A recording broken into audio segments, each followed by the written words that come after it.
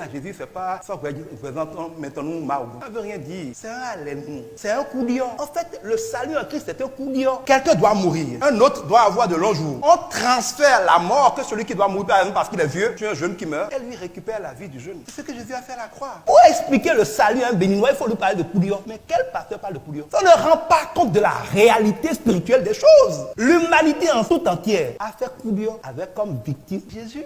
Oui, c'est pas ça le coup d'or. Dieu a choisi d'être la victime d'un coup d'or pour l'humanité. L'outil principal de commandement dans le règne spirituel, c'est la parole, le B. Beaucoup de chrétiens n'ont pas compris au Bénin parce qu'on dit Maofiro. La Bible n'est pas Maofiro. La parole de Dieu, c'est pas Maofiro, c'est Maofi B. Il y a une différence entre Ho et B. Ho dit là, il faut une petite main. Milo Hodoe. Ça veut dire quoi? Milo Derro, ça veut dire quoi? Derro, c'est vide de sens. Derro n'est pas Derro, c'est du Bessissa. Le vrai sens spirituel pour un initié aux choses spirituelles au Bénin, de Derro là, ça devrait être Bessissa. Si on disait aux chrétiens béninois, les évangélisants, Milan Sagbé, ils ne se comporteraient pas comme si on dit Milan Ode. Bessissa veut dire nous avons ça pour Beko. Et quand on a ça pour Beko, nous avons ça pour Beko. Bessissa y a adjo de non wa pour Beko. A rien ne me béo. Ouais nous sommes nous non. Pourquoi nous sommes nous ça non. Donc avec le béo, a rien encore nous finir. On a ça nous finir.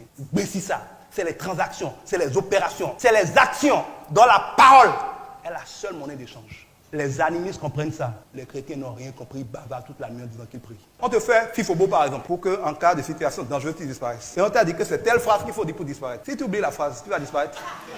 Vous les chrétiens là, quand la parole de Dieu est pleine de phrases, de commandements, de paroles puissantes, est-ce que dans vos problèmes, vous vous rappelez pour sortir les paroles qu'il faut? On dit, je suis chrétien et pourtant j'ai le problème. Qu'est-ce que tu connais de la parole de Dieu pour cette situation que tu as sortie, ça n'a pas marché? Il faut voir ton marché. Si tu as tellement peur que tu ne te rappelles pas pour libérer la parole, ça a marché? Pourquoi faire l'église, ça a marché? On donne l'impression qu'on est un Dieu impuissant alors que c'est nous qui sommes stupides. Mais croyez-moi, les animistes connaissent plus le pouvoir de la parole que les chrétiens. Alors que le pouvoir de la parole des chrétiens est plus grand que celui des animistes. Le chrétien a la parole de Dieu, qui est au-dessus de la parole de toute divinité. Tout pouvoir spirituel est basé sur la puissance du sang. Il n'y a rien qu'on fait de terrible en esprit sans sang. Dans toutes les religions, le sang coule quand on veut du pouvoir. Parce que la vie est dans le sang. C'est pour ça qu'on sacrifie poulet, qu'on sacrifie oiseau, qu'on sacrifie mouton, qu'on sacrifie vache, bœuf, bélier et personne. Le pouvoir est toujours dans le sang. Première chose. Les sangs n'ont pas la même valeur. Il y a des sangs plus puissants que d'autres sangs. Quelles sont les règles de puissance du sang? Première règle. Plus l'animal sacrifié est grand, plus le sang est puissant. Le sang d'un mouton est plus puissant que le sang d'une poule. Le sang d'une vache est plus puissant que le sang d'un mouton. Le sang d'un homme est plus puissant que le sang d'une vache. Plus l'animal à sacrifier est grand, donc plus tu as un grand problème, plus on te demande un grand sacrifice. Parce que la puissance du sang qui découle d'un grand animal est plus puissante pour activer des choses ou désactiver des choses que pour un petit animal. Première chose à savoir. 2.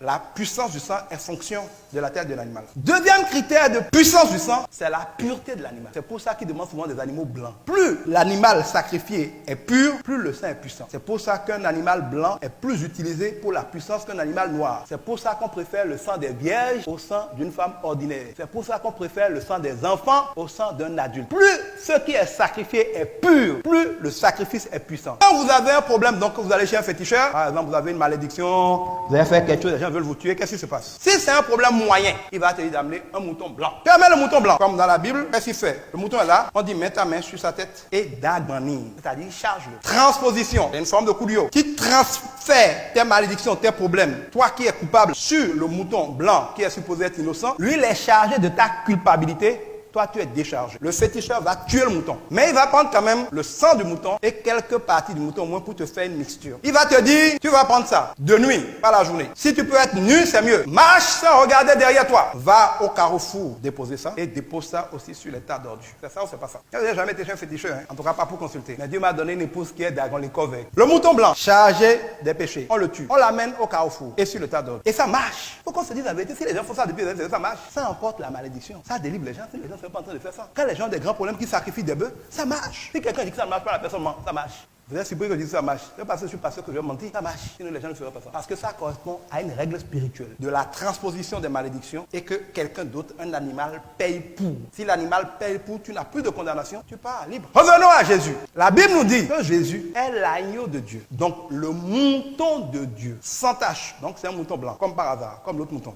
Envoyé pour ôter les péchés du monde. Quand Jésus a été convoqué, il s'est présenté devant Ponce Pilate. Il y avait deux Jésus, comme par hasard. Jésus de Nazareth et Jésus de Barnabas. Jésus de Nazareth était le mouton blanc de Dieu, envoyé sur la terre pour que les hommes prennent la culpabilité de Barabbas, qui est comme celui qui va chez le féticheur. Barabbas était un coupable, condamné à mort, lui devait mourir. Comme par magie, devant Ponce Pilate, qui était le sacrificateur, donc le féticheur, on a pris la condamnation, la culpabilité de Barabbas et on a déposé ça sur le mouton tout blanc Jésus. Barabbas qui devait mourir est parti libre, Jésus est parti mourir à la croix de Golgotha. Un carrefour, c'est quoi? C'est une croix au sol. Golgotha, ça veut dire quoi? Ça veut dire tas d'ordures. Ce que le féticheur fait, c'est exactement ce que Dieu a fait. Le mouton, c'est Jésus. Celui qui est venu chez le féticheur, c'est Barabbas, c'est toi, c'est moi. Le sacrificateur, c'est Dieu, c'est Ponce Pilate. Le carrefour, tu vois les choses jetées la nuit, c'est la croix. Le tas d'ordures, c'est Golgotha.